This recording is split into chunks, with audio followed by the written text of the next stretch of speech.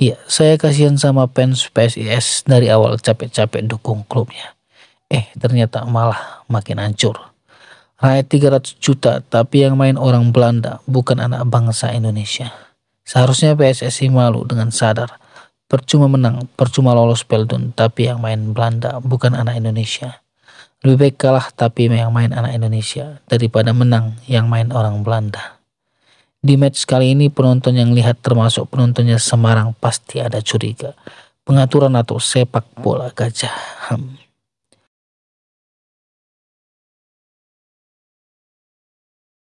Iya, Bali United memetik poin penuh dari laga kandang menjamu PSIS Semarang dalam lanjutan Liga 1 Pekan 31, Kamis 1 Mei 2025.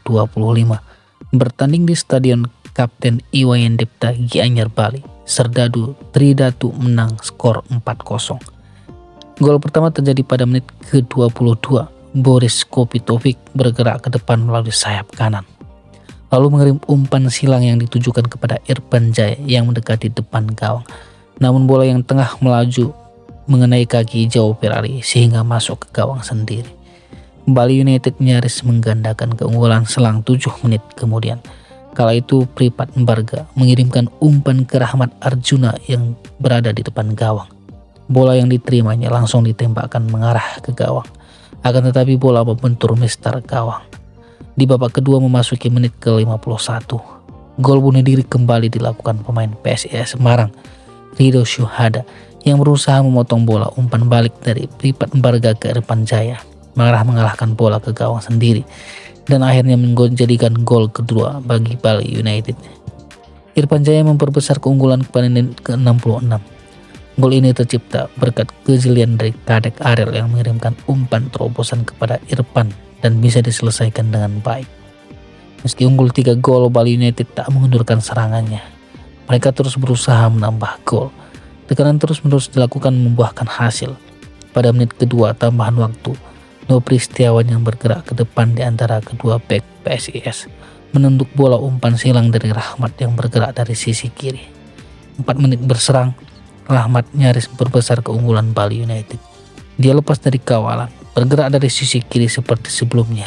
Kali ini dia menembakkan bola langsung ke gawang. Tapi bola sepakannya masih melebar. Secara keseluruhan, PSIS sebenarnya unggul tipis dalam penguasaan bola dengan 54%. Namun mereka hanya melakukan tembakan 10 kali dengan 2 di antara yang mengarah ke gawang. Dengan hasil ini, Bali United naik ke posisi kelima klasemen sementara dengan 47 poin dari 31 laga, menggeser Persija Jakarta yang memiliki nilai sama sebelum memainkan pertandingan pekan ini. Sementara PSIS Semarang masih berada di zona degradasi urutan ke-17 dengan 25 poin. Berikut fans komentar dari Bali United setelah unggul 4-0 atas PSIS Semarang. Iya, saya kasihan sama fans PSIS dari awal capek-capek dukung klubnya. Ternyata malah makin hancur. Rakyat 300 juta, tapi yang main orang Belanda, bukan anak bangsa Indonesia. Seharusnya PSSI malu dengan sadar.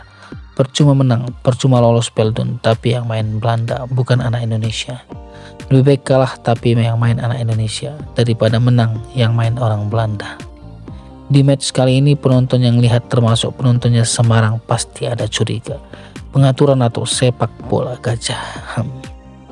Karena susah ngegolin ke gawang Bali, akhirnya pemain PSIS memutuskan memasukkan bola ke gawang sendiri.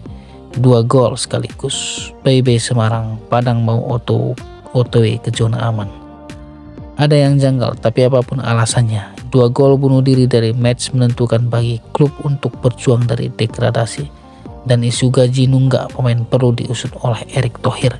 Minimal ada investigasi dari induk sepak bola. Siapa yang paling diuntungkan oleh 2 gol bunuh diri tersebut? Dan apakah ada imbalan dari 2 gol tersebut? Semarang, nasibmu piye iki? Udah jatuh ketiban tangga, bisa-bisanya masukin gawang sendiri 2 kali. Ini PSIS udah gak mau main ngotot, karena income aja gak dibayar. Luar biasa, pertandingan 31 kali hanya menang 6 kali. Klub yang paling sedikit kemenangannya. Mungkin PSIS tak hanya degradasi, tapi juga berada pada klasemen 18 atau terbawah, alias menjadi juru kunci. patut diinvestigasi pertandingan kali ini. Tolong PSSI, Pak Erick Thohir turun tangan. Jelas banget settingannya. 2 gol bunuh diri seperti 90% memang disengaja. PSIS bangkrut, miskin bubar. Daripada diboikot supporter sendiri, biar Semarang tanpa sepak bola. PSIS hancur lebur, OTW Liga Pegadaian.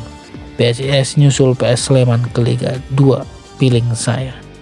Pemain PSIS itu dari kemarin sudah tak bersemangat lagi karena belum digaji, makanya dah malas. Kalian semua kalau kerja nggak digaji 4 bulan bakal malas. Juga bekerja saya nggak ngada-ngada ya. Sekarang ini di Semarang belak-belakan. Maaf buat PSIS, mending kalau nggak kuat gaji pemain minimal jangan jor-joran di awal-awal. Jujur kasihan lihat bakat-bakat pemain lokal yang tak dipanggil dan tak dilirik sama sekali. Yang dipanggil pun percuma karena ujung-ujungnya hanya akan jadi sebagai orang cadangan karena pelatih bulu mengutamakan bule. Mereka duduk termenung dan hati mereka menjerit. Mending gak usah dipanggil, sekalian biar di rumah aja, biar bisa kumpul sama keluarga. Soekarno tidak rela kalau timnas isinya pemain asing semua. Susah-susah pahlawan mengorbankan nyawa, cucunya malah membiarkan asing main di timnas. Kasihan pemain pribumi yang punya skill tinggi di atas rata-rata, di talenta di negeri sendiri. 2 gol bunuh diri kayaknya sengaja gara-gara pemain PSIS belum ada gajian.